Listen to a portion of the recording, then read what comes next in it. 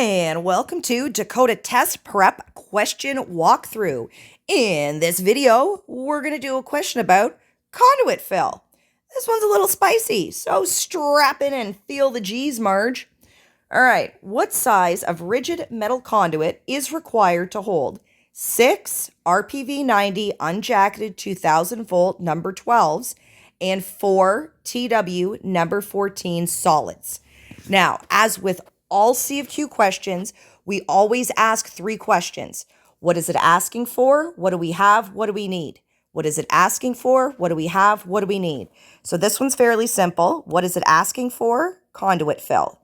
What do we have? We have our info about our wires. What do we need? We need the appropriate tables. So for conduit fill, our tables are a 6, 8, and 9. Beautiful. So once we have that sorted out, now it's a little easier to attack the question. So the first thing we're going to do is we're going to take a look at our RPV 90 unjacketed, and this one is 2000 volt. Now, as with all of the tables for 6, A, B, C, D, all the way down to Q, no, there's no Q, but you know what I mean.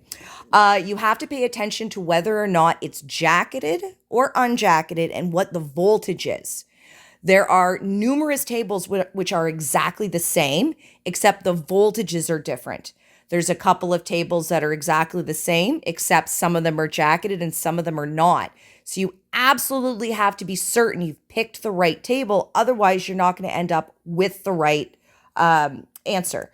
So this one here, RPV 90 unjacketed, is table 6G. And it said that it was a number 12 and there were 6 of them. So the table itself is actually pretty easy to figure out. So for 6 number 12s, we end up with 136 mm squared. Beautiful. We go back to our question, and the next one is TW. So we flip through all of our table 6s and we find that TW is table 6J. That one stated that there were 4 number 14. Now the trick to this one is it specifically stated solid conductor. Even though we're not supposed to assume anything in life because that's a terrible idea, there are certain things in code that we do assume. If the question doesn't mention stranded or solid, we always assume stranded. But our question specifically mentions solid. We cannot use stranded numbers for that. So when you go to the table, if you go all the way down to the bottom, you'll notice there's a little tiny section just for solid conductors.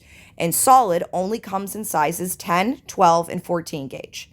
So we go all the way down to table 6J. We see 14 and we see 4. So we have 31.2 mm squared. Great. Now, easy peasy. What we do is we just take this bad boy and we add them together. And we end up with 167.2 mm squared. Are we done? Absolutely not. We now have to go to table 8.